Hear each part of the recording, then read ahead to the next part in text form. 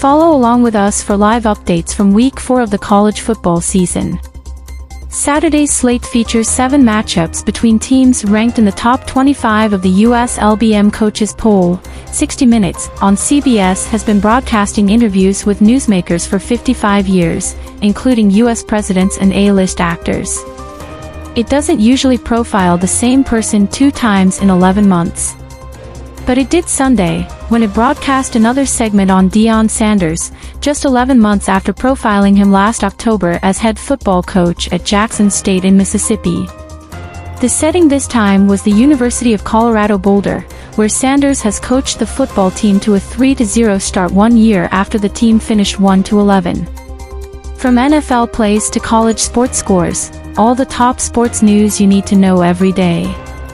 The show covered his transition there and also posed a question to the Pro Football Hall of Famer, "Who's the best coach in college football today?" asked 60 Minutes journalist John Wertheim. "Let me see," Sanders replied. "Let me see a mirror so I can look at it." "You feel that?" Wertheim said. "What, you think I'm gonna sit up here and tell you somebody else?"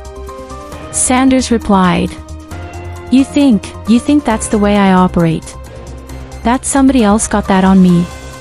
Sanders then pivoted and mentioned Alabama head coach Nick Saban, his co-star on Aflac insurance commercials and the winner of 7 national championships, the most in college football history. "I love and I adore and I respect and every time I do a commercial with Coach Saban," Sanders said. "It's a gift. Just sitting in his presence and hearing him and throwing something else out there so I can hear his viewpoint on it. Because he's forgotten more things than I may ever accomplish. So I'm a student looking up to this wonderful teacher saying, just throw me a crumb of what you know." Sanders, 56, told 60 Minutes last year that he was not one bit interested in coaching in the NFL one day. In Sunday's new episode, he elaborated on what made him interested in moving from Jackson State to Colorado last December despite the team's lack of success over the past 20 years. "God wouldn't relocate me to something that was successful," he said. "That don't make sense, do it?" He had to find the most disappointing and the most difficult task. And this is what it was. And this is what it is. And I love that.